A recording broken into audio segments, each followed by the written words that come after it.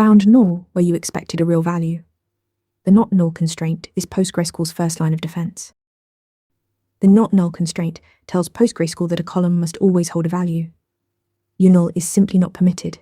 You declare it in the column definition of your create tabular statement right after the data type. PostgreSQL then enforces this automatically for every row. This is fundamental to data integrity.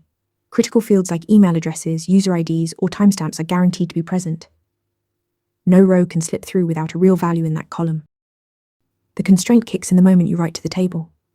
Try to insert a new row or update an existing one without supplying a value for a not null column, and PostgreSQL immediately rejects the operation with an error. The query fails right there. No incomplete data reaches your table. Here's a key nuance. Not null doesn't mean non-empty. An empty string and 0 are both valid. They pass the check. A null means the value is unknown or missing entirely. That's a fundamentally different concept, and it matters when writing queries. Not null enforces data completeness at the source.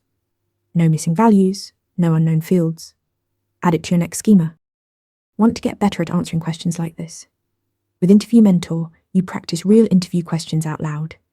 You get personalized feedback and a grade on every answer, and you can track your improvement over time.